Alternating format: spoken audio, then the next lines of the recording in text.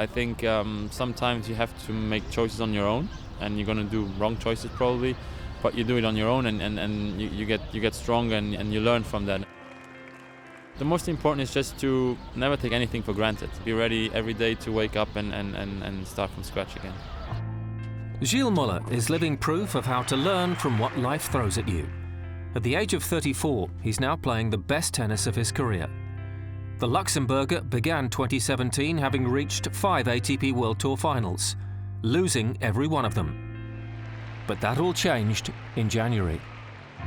It was actually funny because it didn't start that well, to be honest. I mean, when I got to Brisbane, I got sick, so I wasn't able to prepare well for that tournament. I lost in the first round. Didn't have any rhythm, felt pretty bad on the court. Also getting to Sydney in the first rounds, I didn't play very well, saved the match point in the first round. And then, yeah, from the quarterfinals on, I started to play better and better.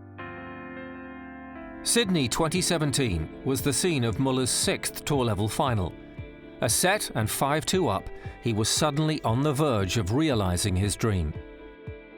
I started the game very well. I was up 40-love, 3 match points, but then I started to be very nervous. I started to shake a little bit, get a little shaky, and got very tight. And then, yeah, I mean, I just felt like there was tons of my shoulders falling off when he missed the return on the last match point.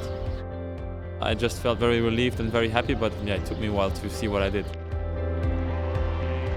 That long wait for an ATP World Tour title was finally over, and fittingly, Gilles was surrounded by his family.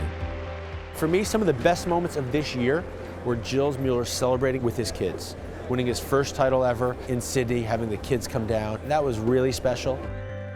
What it meant to me, everyone saw it. I mean, it was very emotional after at the ceremony when I got the trophy.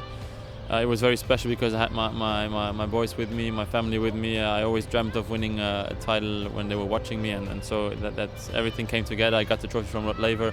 There was many big things happening at the same time, so yeah, I was a little bit overwhelmed.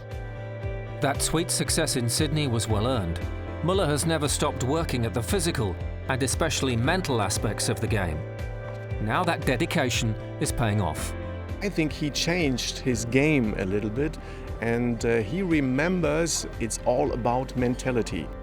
You win or you lose before you're entering the court, and now I think he is mentally strong. I love Gilles Muller's game. So much credit to him, making improvements late in his career.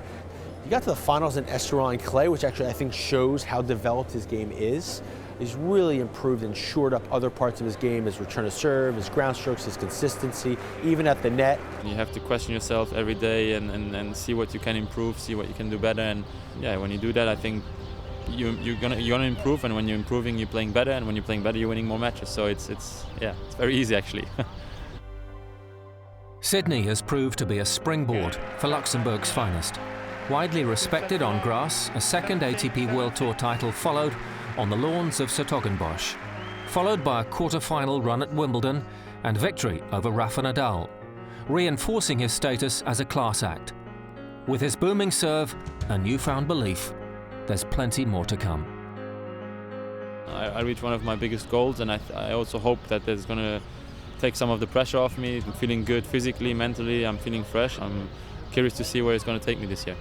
He is so self-confident, this guy from Luxembourg. He has such a big serve on which he likes to attack the nets. He's always had an incredible lefty serve that's gotten better. It's one of the best serves in the sport, hits all the spots, beautiful, smooth, free-flowing service motion. This is a guy who's going to be accounted for in most tournaments, especially if it's quick and fast-paced. The pressure you feel when you go out there, the pressure you feel when you have breakpoint against you, I mean, those moments where it's just like an addiction. I feel like you just feel how your arm is getting heavy, and at that moment you don't want to feel that, but then after the match you kind of go through these emotions, and it's just it's very special.